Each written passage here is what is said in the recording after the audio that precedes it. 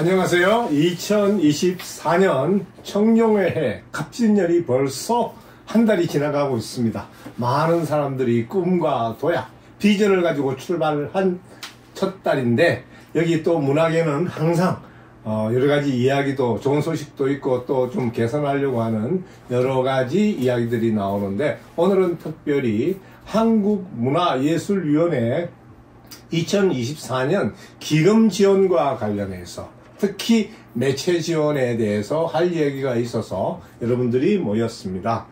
장성헌 공연기획자님 나오셨고요. 예, 안녕하세요. 최혜리 댄스포스트 코리아 발행인님 나오셨고 송인호 굿스테이지 발행인님 나오셨습니다. 저는 그간에 기금 심사도 한 지가 아주 오래됐고 또 지원 신청 같은 걸 하지 않기 때문에 그 동네 사정을 잘 모릅니다.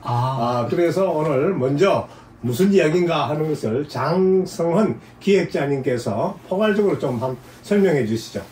예, 저는 뭐 축공연하고 전통예술 쪽에 좀 관심이 많아서 현장에 한 3, 40년을 늘 현장을 좀 지켜오고 있는 꼰대이기도 한데요.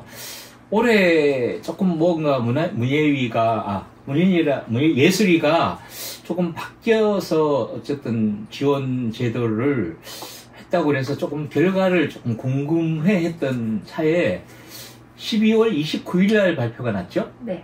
그래서 그날 보면 항상 보면 그 송구영선 시절에 3, 4일 휴가가 있을 때 던져놓고는 왜냐하면 그 다음날 전화들이 많이 쏟아져 오기 때문에 항상 그런 걸 제가 봤는데 보고 나서 너무 제 눈으로도 조금 도저히 이게 납득이 안 되는 그런 의문이 가지면서 주변을 조금 이렇게 보기를 시작했습니다. 좀 이렇게 제가 대학로에 한 10여 년 이상 살다 보니까 오다 가다 만나는 사람도 있고 하는데 이구동성 문제점을 저한테 얘기를 하는 거예요. 그래서 저도 문예위에서 뭐 간혹 심사를 뭐 남북 교류라든가 또 뭐 신나는 예술 여행 이런 것도 좀 해보고 했는데 제도의 문제점이 아닌 것 같고 결국은 사람의 문제였던 것 같고요. 그리고 특히 올해 무용 분야 같은 경우에는 이게 과연 누가 누구를 심사해야 하는가라는 의문점이 제일 먼저 들었고요. 다른 장르도 보니까 이런 지원금에 대한 이 카테고리가 도저히 상식이 안 되는 그런 제도로 이렇게 세 갈래로 나눠져서 창작 산실, 올해의 신작으로 창작 산실, 그다음에 창작 주체라는 말이 도대체 이게 무슨 말인가라는 또 생각을 했고 거기에 아티스트들 그리고 매체들, 종이 잡지들, 인터넷 잡지들이 다 그 안에 들어가 있고 독립 안문가들도 들어가 있고 축제가 들어가 있고 이게 카테고리가 도대체 뭔지를 모르겠고요.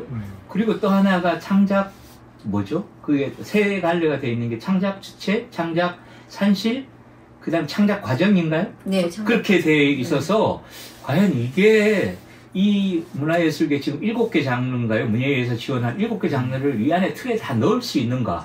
저는 조금 더 세분화되어야 된다고 생각을 하는데 늘 보면 무용이나 국악이 제일 현장도 어렵고 지원 제도도 늘 혜택에서 보면 금액도 제일 작고 창작 사실만 해도 연극은 1억 5천이 한가인데 무용은 6천, 7천이란 말이죠.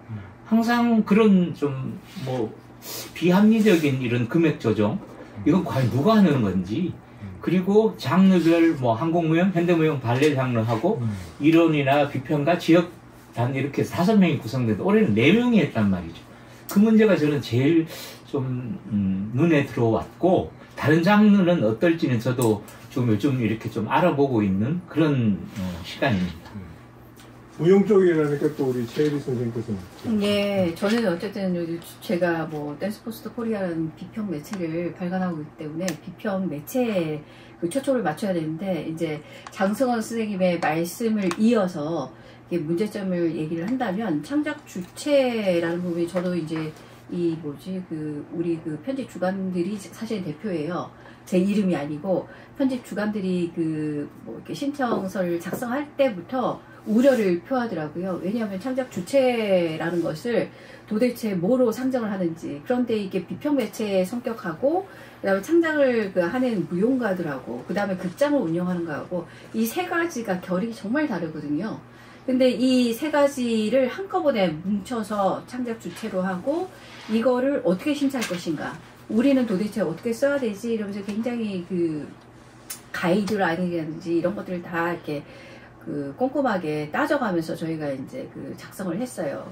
근데 아니나 다를까 이 결과가 굉장히 이제 참혹했는데, 이제 그리고 이제 그러면 과연 이제 선생님이 말씀하신 대로 누가 누구를 심사를 하는가 이 문제에 있어가지고 그 실험과 그 창작을 하는 무용가와 그 비평을 그 심사하는 어떤 이론가, 그 다음에 뭐 평론가 이런 사람도 있어야 되고, 그 다음에 극장을 또 그 본다는 거는 어떤 그 극장을 운영하는 어떤 그 경험을 가진 행정가 이런 사람도 있어야 되는데, 이 세 가지 그 심사위원들이 골고루 안 들어왔다는 거죠.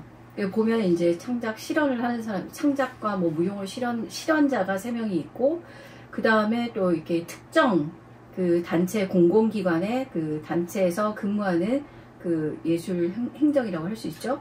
그 사람이 하나 있고, 근데 비평이 빠졌어요. 비평과 이론이 빠져버린 거예요. 그래서 이제 원래는 5명이 그 심사를 해야 되는데 4명만 하게 됐다는 거죠. 그러면서 이제 이게 이제 기울어진 운동장이 된 거죠. 그래서 이제 그래도 이제 저희는 이제 기대를 가지고 있었는데, 다행히 저희는 서류 심사를 통과를 하고. 1차 통과하셨어요? 예, 1차 통과를 하고, 그래도 이제 조금 기대를 걸고, 그래도, 문제가 있을 것이라고 예상을 했지만, 그래도 올라갔네, 너무 다행이다. 그런데 이제 거의 다 올라간 줄 알았어요, 저희는. 왜냐면, 따로, 그 전에, 보면은 이제 비평 매체라고 했을 때 비평 매체를 발행한다는 게 굉장히 좀 어렵잖아요. 자기 뭐 시간과 돈과 이런 것들이 다 투여가 돼야 되는데, 그래서 이제 무용계에서는 대체적으로 비평 매체를 발간한다면 이게 탈락 없이 거의 다 지원을 했었거든요.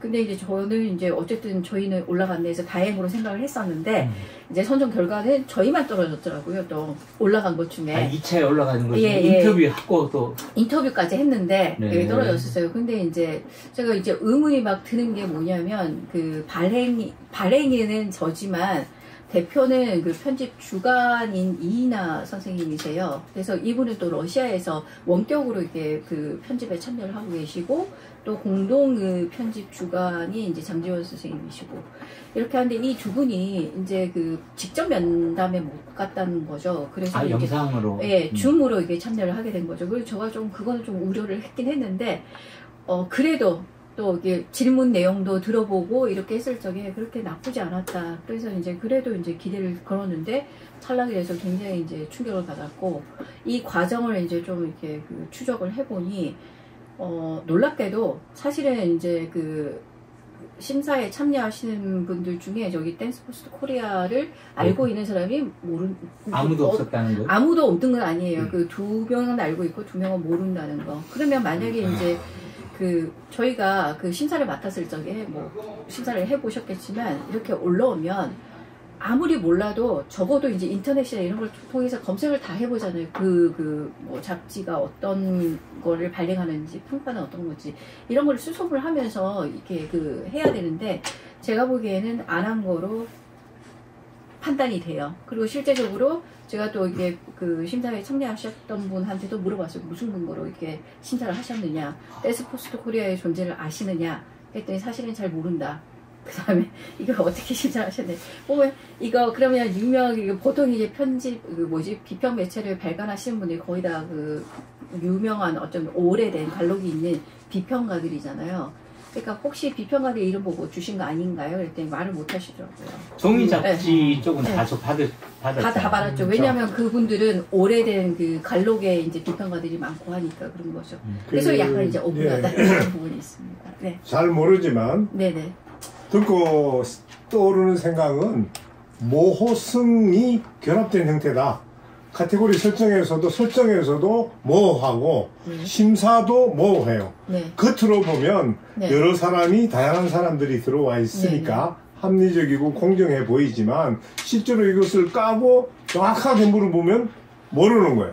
그것을 두리뭉실 달아서 심사할 때는 종합평을 쓰잖아요, 리뷰. 근데 그걸 만약에 그렇게 하지 않고 한 개인당 이걸 발표를 하라 그러면 말 못하는 그런 모호성이 이제 드러나게 되는데, 이번에 그 매체에 대해서도 이게 어디로 저번에는 뭐 어디 창작으로 들어갔다가 이번에는 뭐 없어지고 뭐 그거 어떻게 된 겁니까? 그 저희 같은 경우 지금 이제 모성을 말씀하셨는데 9스테이지 말씀하신 거죠? 저희 9스테이지도 이게 참 결과를 보고 깜짝 놀랐습니다. 모성이 바로 여기서 나오는데 2023년도 그렇게 작년 같은 경우는 작년까지 원래 사실은 예술위에 한국문화예술위원회 위원장님이 새로 오시고 그 방침이 어떻게 바뀌었냐면 통폐합하는 쪽으로 방침이 바뀌었습니다. 그래갖고 작년 2023년 9월에 공청회도 하고 그랬는데 이 공청회에 대해서는 제가 또 다시 말씀을 드리겠지만 어쨌든 공청회를 통해서 통폐합을 한다.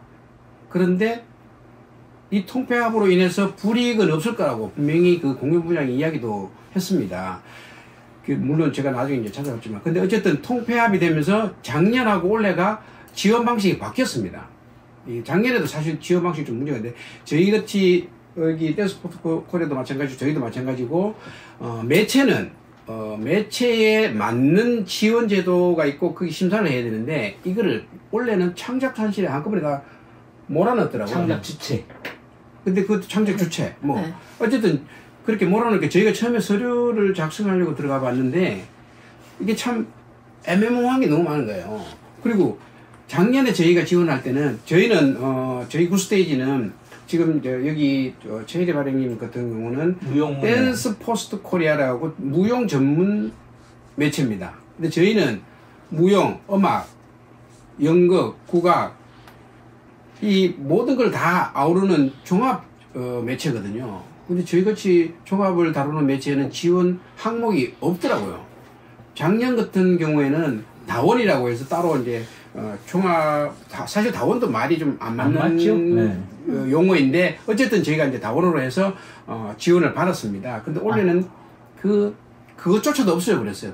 다원이 아예 따로 그 창작 산실 말고 다원만 따로 뺐더라고. 거기는 공연 비평의 지원 제도가 아예 없기 때문에 그래서 저희는 제가 담당자한테 문의를 했습니다. 전화를 해서 이렇게 해서 우리는 종합인데 우리가 선택해야 될 항목이 없다. 그게 어떻게 돼 있냐면 서류를 자세히 보면은 중복 선택 불가라고 아예 명시를 해놨습니다. 그러면은 저희 같은 경우는 무용도 아니고 무용도 당연히 하지만 또 음악 하지만 음악도 아니고 국악 하지만 국악도 아니고 그렇지 연극 하지만 연극도 아니고 뭐 어디다가 던질 수가 없네요. 그렇죠. 그러니까 어디에다가 해야 되느냐니까 제일 많이 하는 제일 자신 있는 한 항목을 선택을 하라고 그 담당자가 얘기를 하더라고요. 그러면은 다른 건 다 필요 없다는 얘기 아니에요. 그죠? 그럼 말이 안 된다. 그래서 이거 말이 안 된다 그러니까 어쩔 수가 없다라는 거예요. 이게 시작부터 저는 이게 잘못됐다고 저는 생각합니다. 왜냐하면은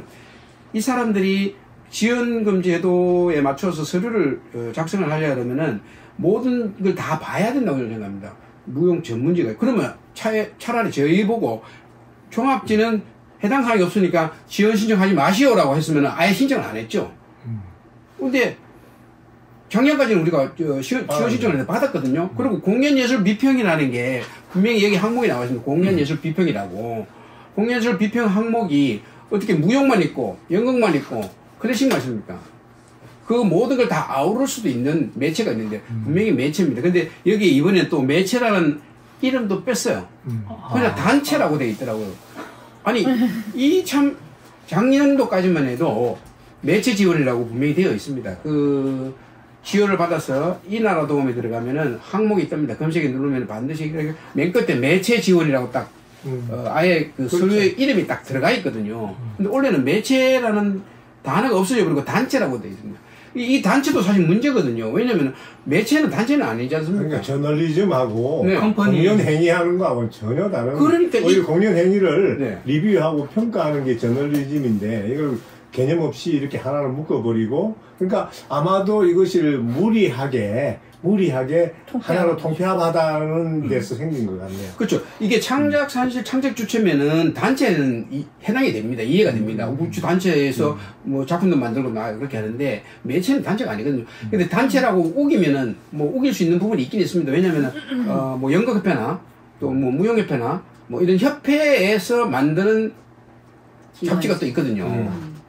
그렇죠. 그걸 매체라고 사실은 하기 어렵거든요. 매체는 어떤 단체 속에서 있는 데가 아니고 단체를 대변하는 그 그렇죠, 아니죠. 언론이 아니기 때문에 공공성을 가진 독립적인 매체이기 때문에 언론이기 때문에 매체라고 얘기를 하는 게 맞거든요. 근데 그런 매체도 없어져 버리고 그냥 단체도 뚜려 우겨나갖고 그럼 여기다 맞춰서 신청을 하라 그러니까 저희 같은 경우는 신청할 항목이 없더라고. 제가 그래서 어디로 하셨어요? 조금 열받아갖고 제가 다 체크했습니다. 중국 체크 불가라고 했지만 다 체크해서 왜 우리는 다 한다. 네.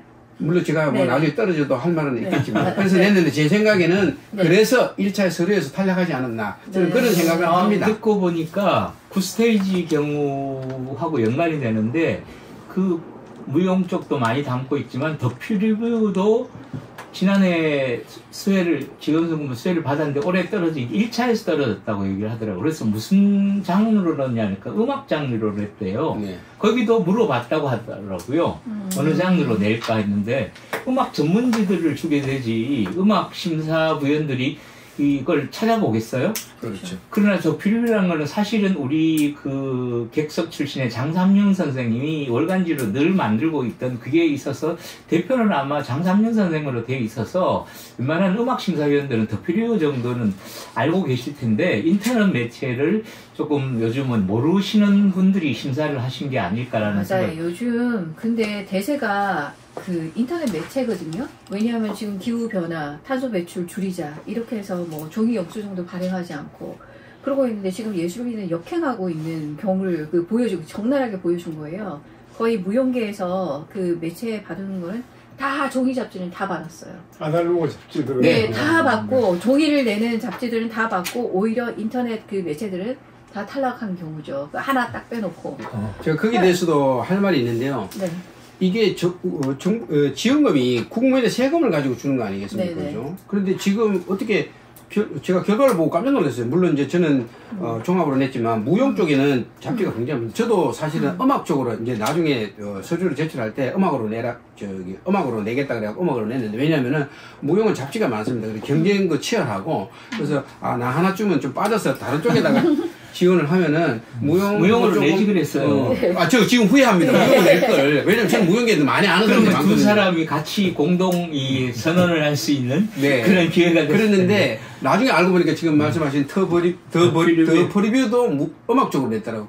이제 제가 음악 심사위원들한테 할 말이 많지만 뭐 그거는 또 나중에 뭐 기회가 있으면 하겠는데 어쨌든 이게 국가의 세금을 가지고 지원을 하는 제도인데 국가 시책이 지금 환경부에서 어떤 얘기를 하냐면은 우리가 2050년 되면 탄소 중립으로 가야 됩니다. 그 저탄소 그러니까 소위 말하는 기후 변화에서 저탄소 정책을 쓰는 쪽으로 많이 지금 홍보를 하고 있지 않습니까? 될 수 있으면은 저탄소 쪽으로 나가라고. 그래서 심지어는 카페에 종이컵도 없애겠다고 얘기하고 그렇게 하는 판인데 어떻게 국민의 세금을 지원하는 부분에서 국가 시책에 역행하는 쪽에다가 지원금을 그렇게 준다라는 거 저는 이게 또 말이 안 된다고 저는 생각합니다. 어불성설 아니겠습니까?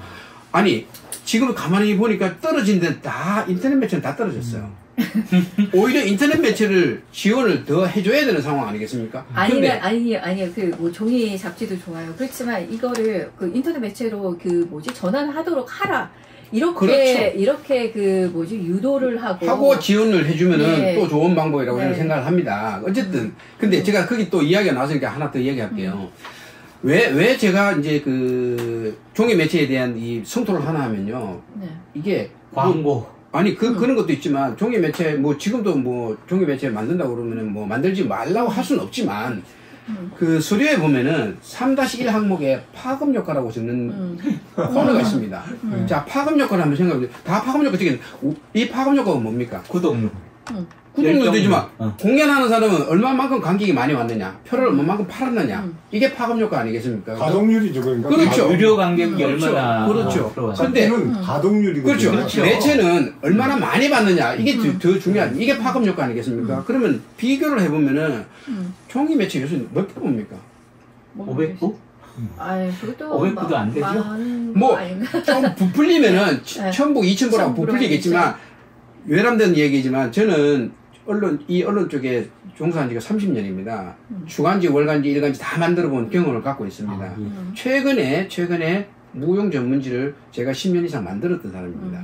근데 그렇죠. 이 이야기를 내가 왜 들으면 공고롭게 제가 만드는 A라는 무용 잡지와 지금 또 다른 B라는 무용 잡지가 있습니다. 종이 잡지입니다. 공교롭게 같은 제본서를 쓰더라고요. 제가 제본집에 가서 저희 매체, 무용 잡지가 나온 걸 확인하러 갔는데 B 무용 잡지가 있어서 여기 몇 부 제본했냐고. 왜냐면 제본서는 제본 숫자에 따라서 돈을 받으니까 물어봤거든요, 제가. 그랬더니 저희랑 똑같더라고요. 700부입니다. 그러냐고. 맞습니다. 지금도 그 잡지 내가 보건데 700부 이상 발행 안 하는 걸로 알고 있습니다. 맞아요. 예. 이렇게 뭐랄까요, 그 무용계에 있건 뭐 협회장들, 교수님들 뭐 이렇게 보내주는 것들, 그리고 저도 뭐 그 특혜를 사실은 뭐 받고 있는데 잘 안 읽게 돼요. 그냥 전체적으로 제목만 보고, 저는 현장에 제 눈으로 늘 확인을 해야지 되는 사람이기 때문에, 그리고 스테이지를 만들 때 이미 성인호 편집장이 그 얘기를 했거든요. QR화를 하고 프로그램을 만들지 덜 만들자라는 캠페인을 하셨고, 저는 거기에 굉장히 동의를 많이 했어요. 저는 디지털화 되는 거에 대해서 저는 아직까지 아날로그 정서인데, 그거를 QR로 해도 거기가 충분히 보여지더라고요. 그리고 저는 자꾸 쌓이는데, 집에 쌓이는 저 못 버리는 성격이어서 1년 동안 잡지를 다 모아놨다가 며칠 전에 사실은 작년 걸 다 버렸습니다. 근데 인터넷은 지금 들어가면 기사를 바로 볼 수 있고, 저도 뭐 칼럼이라고 뭐 이렇게 코너를 갖고 있지만 훨씬 더 봤다는 사람들이 많은 거예요. 그렇죠. 그러니까 파급 역할을 말씀드리면 예전에 우리가 지하철에서 타블로이드판 신문 나눠주는 적이 있었지 않습니까? 그럼 뭐 앞에서 다 나눠주니까 그 지하철 전부 그냥 그 타블로이드판 받고 또 버려요, 그냥. 그렇게 해서 그 어마어마한 그게 있었다가 이제 오늘 시간이 지나서 다 스마트폰 보고 이렇게 있지 않습니까? 그래서 이 온라인 종이, 그 아날로그 매체는 기록성은 있어요. 오히려 온라인보다 조금 더 기록성이 있는데, 이 온라인은 종이 매체하고는 비교가 되지 않잖아요. 맞습니다. 뭐 100배 이상 이렇게 효과가 있고, 또 종이 잡지를 미국, 프랑스, 독일에다 어떻게 보내줍니까? 그럼 다 카톡이나 다른 걸로 왓츠나 다 볼 수 있지 않습니까? 그런데 이 공공에서 이렇게 아날로그만 집중을 하고 인터넷은 마치 어떤 그 온라인을 없는 것 같은, 뭐 돈을 주면 이렇게 허공에다 주는 것 같은 그런 인식 자체가 굉장히 시대에 뒤떨어졌다. 저는 그렇게 잠깐.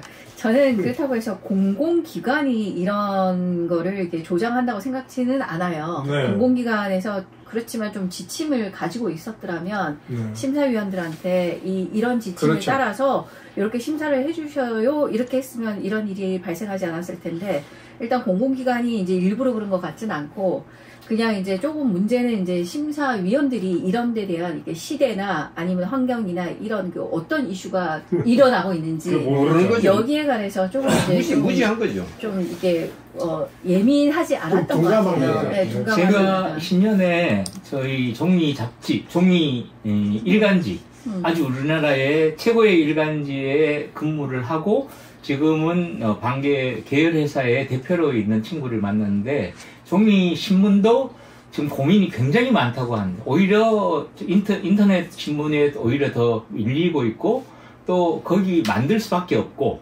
그래서 먼저 대개 보면 일간지가 한 저녁 7시에 마지막 판이 돌아가잖아요. 이미 그게 갑한 데가 인터넷 신문으로 먼저 올라온다는 거죠.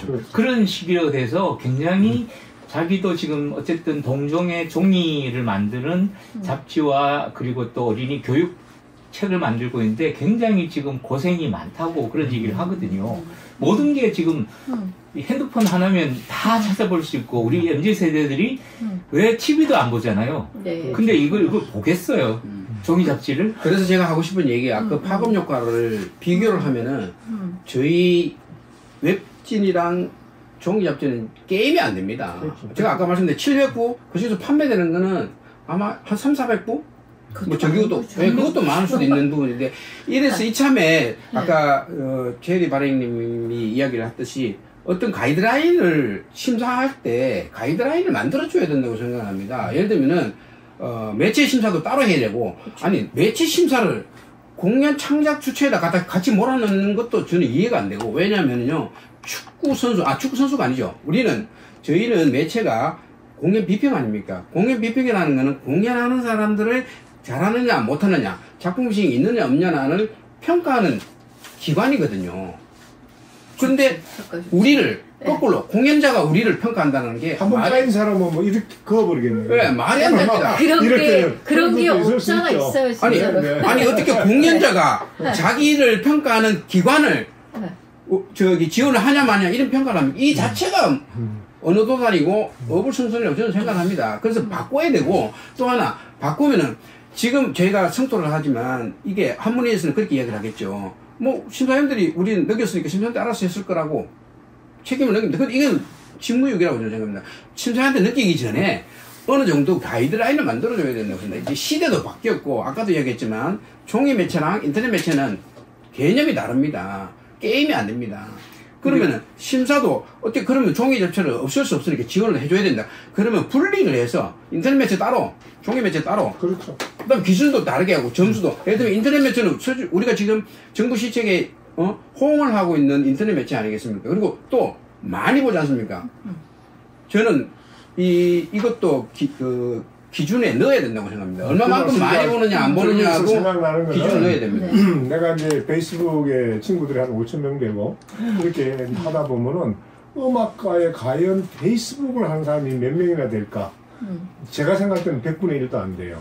그만큼 예술인들은 이런 그 신기술 또는 이 온라인이 약해요. 팔자를 읽고 이런 이게 아날로그적이란 말이야. 원래 자기 연주회나 자기 공연에 대해서 찾아보고 그래서 이제 이번 기회에 지금 아까 제가 이중의 모성이라고 그랬는데 심사위원을 숫자적으로는 뭐 5명이니까 아주 다양해 보여요. 근데 저희는 4명으로 됐다고. 거기에 대해서 얘기도 없어요. 무효 4명이겠죠. 음악은 5명이 다 어쨌든 뭐 3명이든 4명이든 다양해 보이지만 지금 그 유인천 장관 오시고 제일 지금 중요하게 생각하는 것은 이거를 포퓰리즘으로 가지 말고 누군가 책임을 져라. 심사를 했으면 혼자 독박 쓰고 해라. 그리고 자기 리뷰 쓰고 그렇게 해야 되는데 이게 두리뭉실하게 해가지고 이쪽에서 아는 것 같지만 저도 아까 오다가 이야기 좀 해보면 동네가 하나만 달라지면요 몰라요. 맞습니다. 저 음악 쪽에 뭐 얼마나 알겠어요. 오래 있어도 무용 몰라요. 옛날 어른들이나 조금 알지 뭐 젊은 사람들 어떻게 움직이는지 전혀 모릅니다. 그런데 이거를 모호하게 심사위원들을 설정했는데 특히 매체에 대해서 전혀 어떤 경험이 없는 사람이 만들어 본 경험도 없고 편집해 본 경험 없는 사람 넣어놓으면은 그거 내가 안 봤으면은 그 자체를 모르죠. 그럼 그어버린단 말이에요. 네. 그래서 제가 이야기하는 게 또 심사를 해도 매체는 따로 심사를 하고 심사위원들도 매체 전문가가 한두 명 들어와야 된다고 저는 생각합니다. 그렇죠. 왜? 매체 만드는 거랑 공연 작품 만드는 거랑 공연하는 거랑은 완전 다른 상황이거든요. 그렇죠. 아니 하늘을 나는 비행기 만드는 사람이 배 만드는 데 와서 배를 잘 만드는다 안 만드는다 심사한다는 것도 말이 안 되거든요. 그렇죠. 근데 지금 이번에 심사도 보면은 매체에 관련된 사람이 딱 한 사람 있더라고요. 전체 풀 중에서? 네, 전체 제가 다 봤습니다. 심사 총평도 보고 다 읽어봤는데 매체에 관련돼서 종사하는 사람 딱 한 사람 있어요. 국악 쪽에 있습니다. 그럼 나머지는 매체도 몰라요. 개념 없어. 개념도 없습니다. 이게 어떻게 만들어지고 어떻게 유통이 되고 어떤 식으로 만들어지는지 모르는데 어떻게 그 사람들이 매체에 지원금을 준다고 심사를 하겠습니까? 이거는 문제가 심각하다고 저는 생각합니다. 그러니까 매체의 한정뿐만이 아니라 저희 뭐 무용 같은 경우에는 심사위원을 보고 구성 보고도 저는 너무 놀랐어요. 네. 실명을 밝히기는 곤란하지만 저는 뭐 밝힐 수도 있어요. 저는 너무나 이 현장을 잘 알고 있기 때문에.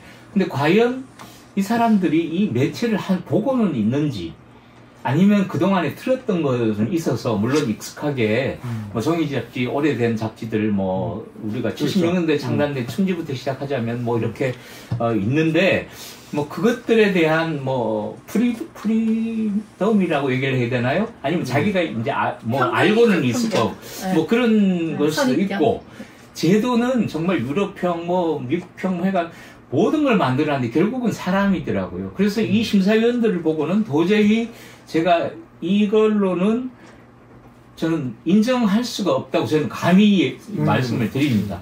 그리고 이것을 왜 문화예술위원회 분과위원들이 있는데 적어도 한번 스크린을 했었어야 되지 않을까라는 생각을 했고요. 그래서 제가 무용분과위원이 지금 3년차가 돼서 교체되는 시기인데 과연 임기가 어떻게 되냐 했더니 무형분야는 올해 2월까지라고 얘기를 하더라고요. 그래서 그분께 제 칼럼을 보내드렸어요. 당선 기획자 말씀대로 딴 쪽에서는 몰라도 적어도 그 업계에서 선수들이 보면 금방 알잖아요. 네. 그러면 그 심사를 딱 보면 얘들 들어왔구나. 그러면 거기에 심사 지원금 신청을 아예 하기 싫어져요. 어떤 사람들은 역량 있는 예술가들은 야 이거 뭐 내가 쟤네들한테 심사받아? 이제 이렇게 되는 현상이 오니까 유인촌 장관께서 이거를 그렇게 포퓰리즘으로 하지 마라. 모호하게 하지 마라. 지금 한마디로 딱 하면 모호하게 하지 마라. 명쾌하게. 그렇죠. 그래서 예술위원회 안에서 길러라. 한 사람이 전문가를 길러가지고 한 사람이 독박 쓰고 심사를 하고 리뷰를 꺼내라. 이제 그렇게 되면 명쾌해지거든요. 근데 그것이 쉽지는 않죠. 공공기관 안에서 직원이 이걸 심사를 해가지고 나중에 말도 많아질 수 있습니다. 그래서 심사위원 풀제를 해갖고 심사위원한테 넘겼는데 이것도 문제거든요. 왜냐면 심사위원들이 전문성이 떨어지는 부분 풀제를 돌리다 보면 본인이 자천을 하잖아요. 풀제를 돌리다 보면 자천. 쭉 하다 보니까 전문성이 떨어지는 사람이 심사로 들어가는 부분도 있거든요. 그래서 네. 이것도 저는 그렇게 생각합니다. 만약에 예술위에서 그냥 던져주지 말고 적어도 아까 이야기했던 스크리닝을 좀 해갖고 기준을 어느 정도 정해놓고 그렇죠. 이 기준에서 이렇게 맞춰 꼭 누구를 주라 이게 아니라 그렇죠. 기준을 만들어달라 가이드라인을 어느 정도 만들어줘야 된다고 생각합니다. 기준이 없어요. 예. 지금 기준이 없는 게 가장 네, 기준이 없습니다. 그냥 우린 책임 없어 심사위원들 알아서 할 거야 라고 하면은 기준이라는 게 이게 있죠. 뭐 4명이 해서 5명이 했어. 네. 그거 지방역 들어왔고 맞아요. 누구 들어왔고 여자. 부장력 들어왔어. 네. 근데 그거 기준은 있지. 그렇지 그렇게 해서 공정했다 이 이야기인데 결국 이게 자기네들은 책임 회피하는 면피성밖에 안 된다는 거예요. 장관께서 그거 하지 말라 그랬어요. 네. 아니 그러면 지금 정병국 위원장님이 문화체육부 장관을 거치셨잖아요. 그렇죠. 그랬는데 굳이 문예위에 가서 뭔가 지금 3년 만에 뭔가 바꾼다고 사실은 이렇게 해서 저는 뭐가 좀 혁신적으로 되는 줄 알았거든요. 네.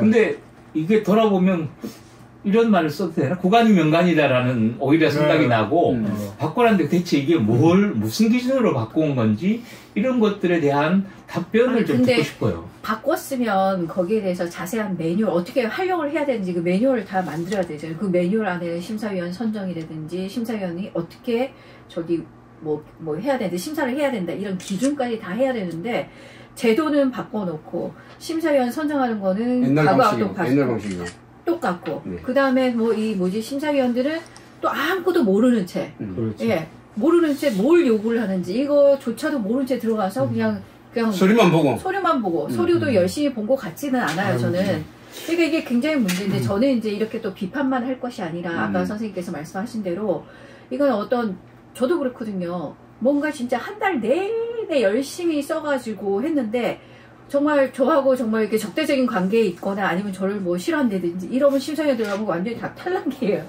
그러면 제가 다른 건 기억 못하고 정병국 위원장 오셔가지고 딱 한마디 기억하는 거 있어요.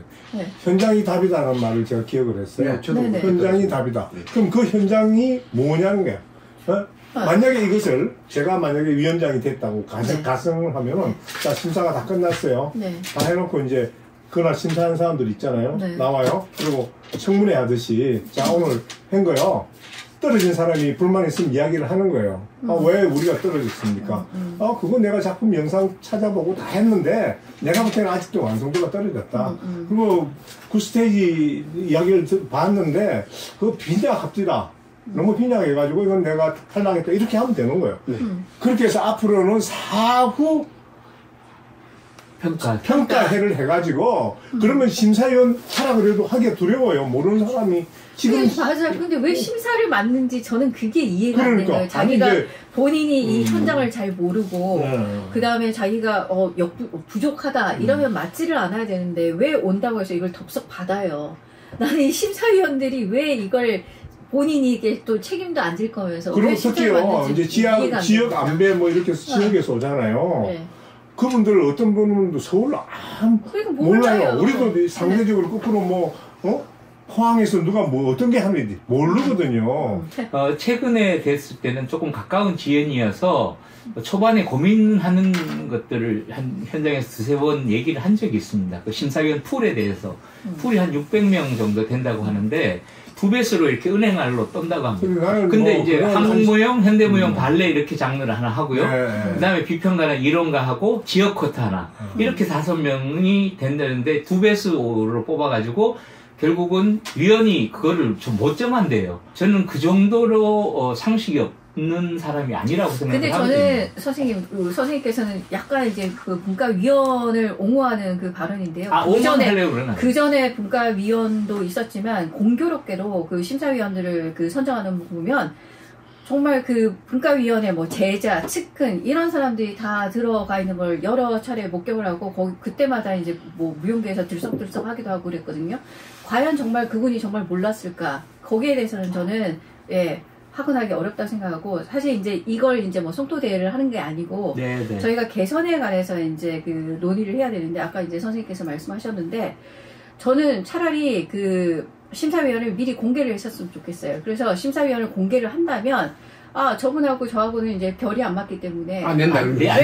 안 되면 이거 뭐 이렇게 우리가 막 노력하고 이렇게 울분에 차고 그럴 필요가 없잖아요. 그래서 그러면 심사위원들 아는 사람들만 혜택을 보겠네요. 아니 지금도 그렇게 가고 있거든요. 지금도 그러니까, 사실 그렇게 돼 있죠. 그래서 분명히 심사위원을 밝혀줘야 되고 그래서 이제 그렇게 이게 낭비를 하지 않게끔 만들어줬으면 좋겠고요. 또 한 가지 이제 그다음에 이제 우리가 정말 그 예술 정책 좋은 선진국에서 다 들고 오거든요. 근데 정말 중요한 건 사람을 어떻게 운영할 것인가 그렇죠. 이 문제를 안 갖고 오네. 제가 이제 프랑스 지인의 얘기를 들으면 전문가가 이렇게 뭐 만약에 예를 들어갖고 뭐 분과위원이 있다 그러면 사실은 이 분과위원이 하는 게 심사위원을 정하는 게 아니에요. 그 심사위원은 이렇게 그 사람들이 막 지원서를 막 열심히 쓰잖아요. 그러면 이걸 갖다가 같이 컨설팅을 해주는 거예요. 그래서 이 부분이 모자라니까 이 부분을 채우고 그 다음에 이거는 이번 해당되지 않으니까 다음에 미루고 더 준비를 해갖고 오세요. 이런 컨설팅을 하는 사람이라는 거죠. 그래서 이게 정말 전문성을 인정을 받는 거고 그 다음에 두 번째 프랑스의 그 예술 지원 정책이라는 거는 이렇게 한꺼번에 뭐 30년 넘는 거나 1년이 된 거예요. 한꺼번에 심사를 하지 않는다는 거예요.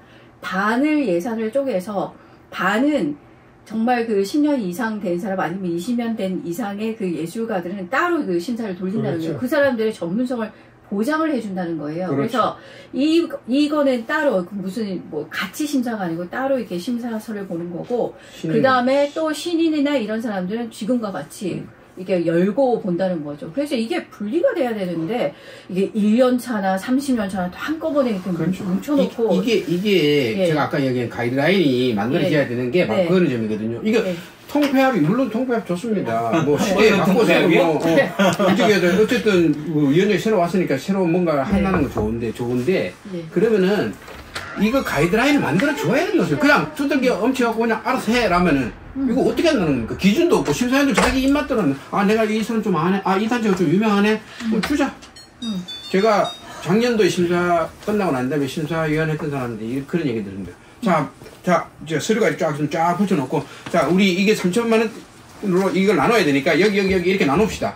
목소리 큰 사람이 심사위원 중에서도 목소리 큰 사람이 다 따라가게 돼 있는 거예요. 통폐합이 뭐 시대의 변화에 따라서 통폐합한다 뭐 좋습니다. 근데 통폐합이 맞는 건 아니거든요. 왜냐면 특히 이렇게 장르가 많고 장르에 따라서 또 세분화가 돼 개인이냐 단체냐 다 이렇게 이걸 한꺼번에 때려 넣으면은 그러면 크게 맞는 기준을 어느 정도 만들어 놓고 분류를 하고 이렇게 해야 되는데 그냥 아무 생각 없이 다 때려 넣었어. 그러니까 이렇게 되니까 뭐 유인춘 장관님이 이제 뭐 소외되는 곳이 없도록 뭐 예술 정책을 펼치겠다, 지원을 펼치겠다 그러는데 사실은 이번 문예위나 예술위원회 선정이나 서울문화재단 선정을 보면 지금 독립무용가들이 다 이렇게 배제가 된 거예요.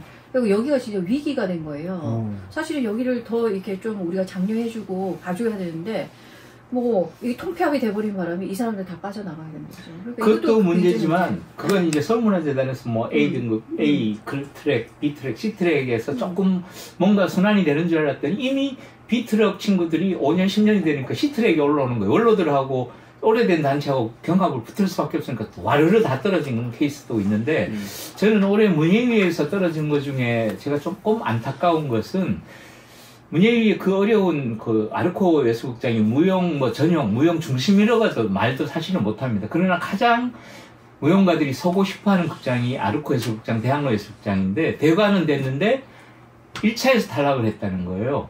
그리고 37년을 했던 봄 시즌에 하는 한국 현대춤 작가 12인전이라고 유명. 그것은 지금까지 살아남을 수 있는 게 장르 구별 없이 춤을 추는 안무가들을 하는 그 장르는 가지고 가야 됩니다.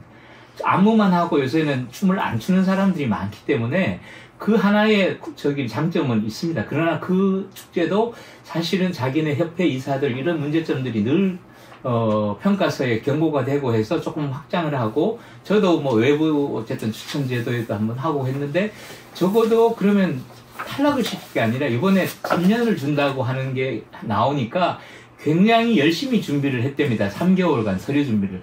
1차에 물어봤더니, 답답해서 물어봤더니 서류미비 탈락이라고 그래서 너무너무 현직 교수로서 충격이고, 또 기획사한테도 미안하고, 공연 이미 3월 달에이기 때문에 작가들 12명이 다 준비를 하고 있는데 포기를 했대요. 그래서 제가 아니 이거 포기를 하면 어때요? 어려운 시기에 팬데믹 때도 다 했지 않느냐고 영상으로 하면서.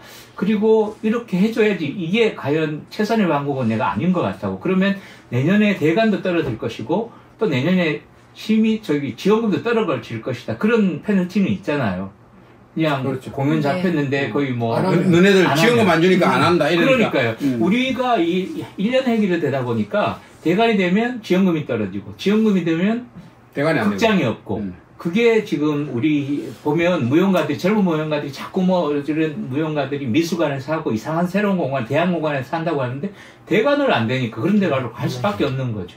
네, 이 대안에 대해서 자꾸 이제 말씀을 주셔야 되는데 어떻게 하면 좋겠습니까? 좀 전에 프랑스 이야기도 하셨는데. 아니 다시 이제 뭐 공청회를 열고요. 지금 이번에 그래도 이제 제가 이제 뭐 어떻게 해야 될지 여기에 관해서 이제 자구책 이런 걸 찾다가 이제 홈페이지를 샅샅이 훑어봤어요. 그랬더니 보니까 일단 문예위 직원들도 이 제도가 이렇게 첫 번째 이제 시행됐을 적에 문제점이 많다는 거를 인지는 하고 있는 것 같아요. 그래서 이제 개선책 아니면 뭐 어떻게 지금 보완책 이런 것들을 열심히 이렇게 써놨는데, 그 중에 하나가 컨설팅을 하겠다. 그다음 두 번째 이제 옴부즈맨을 이제 운영을 하는 건데, 이제 사실 이제 컨설팅은 어떻게 진행이 될지 모르겠고요. 그다음에 이제 옴부즈맨 제도는 사실 과거에서부터 계속 있었지만 한 번도 이 옴부즈맨을 통해서 뭔가 바뀐 적이 의미가 없어요. 없다고 했지만 옴부즈맨 해봤는데. 네. 그렇지만 그래도 저는 이제 그 규칙을 좀 따르고 싶더라고요. 그래서 옴부즈맨에 이제 올리는데 이제 저희가 이제 왜 탈락을 했는지에 관해서 이제 해명을 이번에 해다가 하셨어요? 예. 그 다음에 이걸 다 쓰고, 그 다음에 이제 저는 이제 혹시나 우리가 탈락을 해서 이게 우리가 뭐 잘나서 이렇게 뭐 떨어졌다 이게 아니고, 정말 무용계에서 우리 잡지가 어떤 평가를 받는지 좀 봐달라. 그래서 저희가 이제 일주일 만에 한 43명의 청원 의견을 다 받았어요, 독자들한테. 그래서 이제 무용계에서는 어떻게 평가를 하고, 그 다음에 일반 독자는 어떻게 평가를 하는지를 보고, 다시 한 번 더 이렇게 재심을 하든지 고려를 해주세요 해서 이제 의견을 올려놓은 상태예요. 그래서 여기에 어떤 답이 올지 저는 정말 궁금해요. 그래서 정말 문예위가 정말 제도의 개선이나, 그 다음에 정말 예술계를 존중을 하나 안 하나가 이 옴부즈맨의 어떤 답변에 달려있다고 또 생각을 하는 거거든요. 저는 떨어졌는데, 네. 왜 떨어지는지를 모르는데, 왜 떨어지는지 몰라요. 아무도 얘기를 안 해줍니다. 왜 떨어지는지 알아야 다음을 준비하지. 예를 들면 제가 늘 얘기하면, 전 만약에 기준이 있어서 점수제로 했고, 이거 몇 점, 예를 들면 참지성 몇 점, 뭐 좀 쭉 점수를 내가 있죠. 그 항목은 늘 있어요. 있어, 뭐 공개를 해야 돼요. 예술성, 뭐. 근데 우리가 뭐 매체가 예술성을 따집니까? 아니지 않습니까? 그죠? 그래서 저는 아까 이야기한 것처럼 매체는 따로 하되, 매체의 기준을 만들어서 뭐 전문가가 매체를 만들어 본 전문가가 심사를 해서 떨어졌으면 당신은 이렇게 해서 이 항목의 점수가 이거밖에 안 되고 이래서 떨어졌다. 그럼 저는 수긍을 합니다. 아마 이런 것도 있을 것 같아요. 매체 이번에 이제 이론 아니면 비평가나 매체 담당하는 사람을 앉는 이유 중에 하나가 또 이런 면피 책을 내놓을 거예요. 심사위원을 다 훑어보니까 다 걸려있더라. 다 이게 걸려 있어가지고 찾을 수가 없었다. 아니 우리 왜냐하면 쪽은 무용계에서 하나 안 걸린 사람 안 걸리는 사람이 어디 근데 있어요? 이제 제가 누군지는 모르겠지만 이 심사 직전에 한 명이 이제 포기를 했다는 거예요. 왜? 그 왜? 모르죠. 그분이 아마 이제 이론 아니면 이제 비평 비평 쪽이겠죠. 직전에 이제 스트레스를 뭐 가졌는지 모르겠지만 직전에 이렇게 던졌다는 거예요. 그래서 대체자를 찾지 못했다 그러는데 왜 대체자가 왜 못 없어요? 찾아요? 얼마나 많은데 그거 다 걸려 있는데 그 부분만 자기가 심사 회피를 하면 되거든요. 이런 그렇죠. 제도가 있잖아요. 그 심사 회피를 하면 되는데 왜 안 정했냐고요. 그렇지. 그 부분만 자기는 빠지겠다 그러면 네, 되는데. 네. 그것도 이제 그 말이 안 되는 그런 그 뭐지 그 답이더라고요. 정말 말도 안 되는 거고 몰빵하시는 지원이 맞아. 되어버린 상태. 그리고 매체 이상하게 몰빵. 그러니까요. 이상하게 몰빵. 그래서 하던 거를 거기를 다 해봐도 그 금액은 엄청난 그거를 단체 몇 개를 줄 수 있는 축제를 몇 개를 줄 수 있는 게 몰빵이 되어버린 상황이에요. 그거는 저는 이제 언론인이기 때문에 이야기할 수 있습니다. 뭐 딱 지칭을 하지 않지만 제가 전체를 다 이제 분석을 해본 결과 이게 몰빵 이상한 쪽에 몰빵인데 원래 저희는 제보가 많이 들어옵니다. 뭐 여러 가지 비리 문제, 뭐 어떤 문제들이 많이 오는데 제가 아마 봐도 이게 문제성이 있는 단체 제일 문제가 많았던 있는데 거기다가 어마어마한 금액. 정말 상상도 할 수 없는 금액을 지원을 했더라고요. 그래서 내가 이거는 좀 이상하지 않나. 그러면은 한문이나 그다음에 심사위원들은 이 단체가 문제가 있다라는 걸 모르고 있냐 이 이야기죠. 아마도. 모르죠. 아니요. 그럼 알아요. 알아요? 네. 결국 그럼 무슨 힘이 작용했나요? 그럴 수도 있겠죠. 그래 알아도 줬다라는 거는 힘이 진짜 단체 문제가 많거든요. 그는 그냥 아연 실색을 할 수밖에 없어요. 그 얘기도 저는 나중에 다 할 겁니다. 저는 이제 심사위원으로서 만약에 이제 윤리와 도덕성이 있다면 저도 이제 심사에 들어가면 저 모르는 단체가 있죠. 엄청 많아요. 그러면 저는 진짜 그 사람들의 정성이나 이런 걸 생각을 해서 진짜 서류 다 읽어봐야죠. 읽어보고 그 다음에 내가 모르면 진짜 다 훑어봐요. 유튜브에도 들어가 보고 그냥 인터넷 다 뒤져보면서 요즘 그 다 나오잖아요. 뭐 네이버 뭐 이런 거 쳐보면 다 네. 구글 쳐보면 다 나오잖아요. 그게 그 자리에서 정말 논쟁이 도리라고 되는데. 생각을 하거든요. 그래서 이제 정말 그리고 또 저하고 안 좋을 수도 있어요. 그렇지만 정말 공정하게 보려고 되게 노력을 해요. 그렇죠. 그게 맞죠. 이게 정말 그 도리고 그걸 못한다면 심사를 맞지를 말아야 돼요. 근데 왜 우리 무용계는 30년이 지난 후로 이게 공표 꽃표나 치고 앉아있고 내가 친한 사람 내가 안 친한 사람 이래서 공표 꽃표나 치고 있고 읽어보지도 않고 장승 선생님 말이 이어갖고 그 대답을 이미 최혜수 선생님이 하셨습니다. 왜냐하면 프랑스에서 관록이 있는 단체 아니면 행사 그다음에 신진 작가들의 이거 분리를 해서 심사한다는 것도 우리도 그렇게 해줘야 됩니다. 왜냐하면 아까 37년 동안 정말 무용의 역사입니다. 살아있는 거기를 거쳐간 그 무용가들은 우리나라 그 모든 무용가는 다 한 번씩 거쳐간 그런 핵심적인 중추적인 역할을 하는 행사거든요. 근데 그걸 이번에 떨어뜨렸다? 이거는 저는 대관도 돼 있는 상태에서 이해가 안 되는 부분입니다. 그렇게 되면은 네. 기금 지원이라고 하는 항목이 오히려 독소가 돼가지고 맞습니다. 전체를 갖다가 맥을 끊어버리고 어마한 상처를 주잖아요. 네. 자존심으로 그걸 30년 동안 이어왔는데 네, 맞습니다. 그걸 끊어버리면 거기서 좌절하고 무너지게 되거든요. 그래서 공연을 취소했다 그랬어요. 너무 놀란 거예요. 심사위원 선정에서 정말 그 신중해야 되는데요. 그래서 좀 분리하자고 하는 게 이제 그 한국 현대춤 작가 12인전 선생님과 제가 통화를 했는데 제가 마음이 너무 아팠어요. 왜냐하면 이 심사위원들이 본인이 가르쳤던 제자 또는 이제 후배 이랬는데 본인이 이제 정말 그 1차에서부터 떨어졌다는 게 너무 자존심도 상하고 자존감도 상한다. 네, 그래서 너무 속상해서 정말 할 마음이 없어졌다.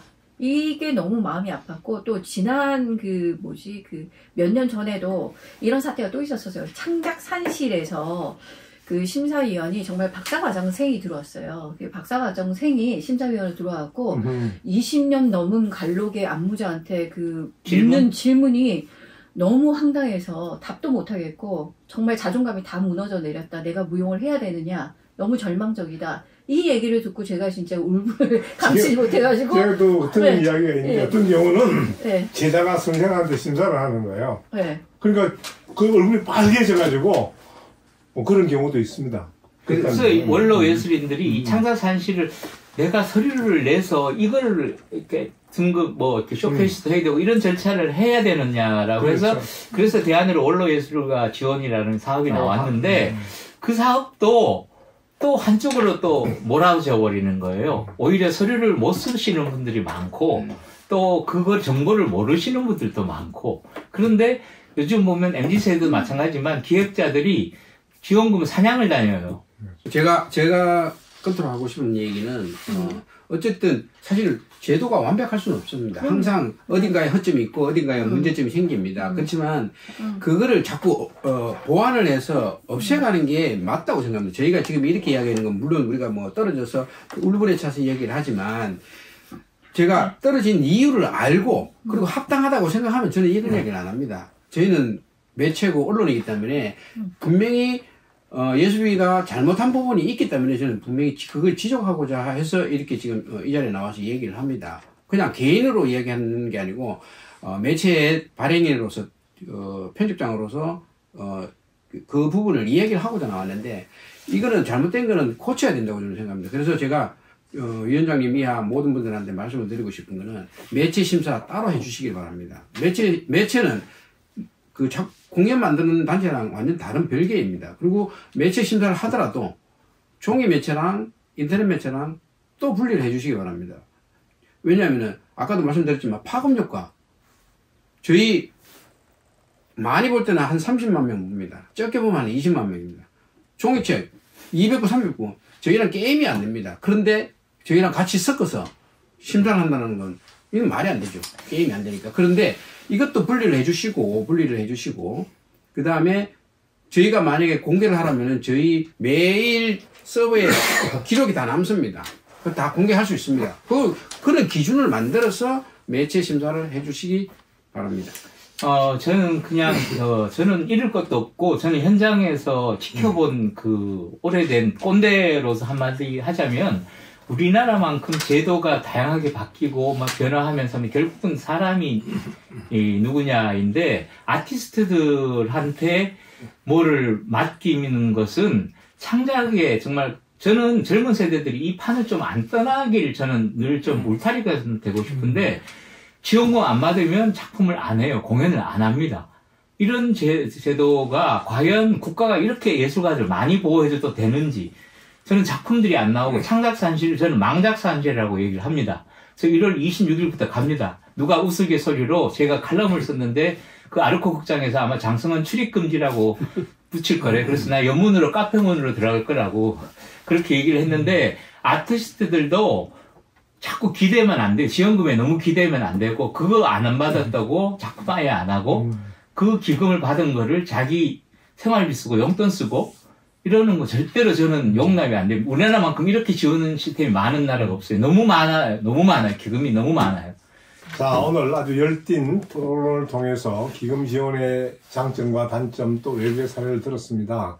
아무튼 전체 지금 우리만 있는 것이 아니고 K 콘텐츠로 해서 이제 글로벌로 나가야 되고 그럼 지원을 많이 했으나 그만큼 쏟은 만큼 작품이 나왔느냐 쏟은 만큼 아티스트가 성장을 했느냐 하는 것에 대해서 우리가 겸허하게 다시 돌아다보고 무엇보다 중요한 것은 이 심사 결과에 대해서 우리는 안 했다, 너가 했다 이 책임 전가가 아니라 조금 더 토론을 해서 말도 안 되게 되는 거 아까 저기 우리 장 선생님 말을 하는데 30년 20년 동안 맥을 이어온 이런 작품들이 한 방에 탈락된다는 것은 결정적인 오류이기 때문에 최소한 그러한 상태가 일어나지 않도록 제도 안에 사람이 있는 것이고 그 사람이 바르게 판단하는 그러한 기류로 바뀌는 그런 해가 됐으면 좋겠습니다. 오늘 자담 열띤 토론 감사합니다. 감사합니다. 감사합니다.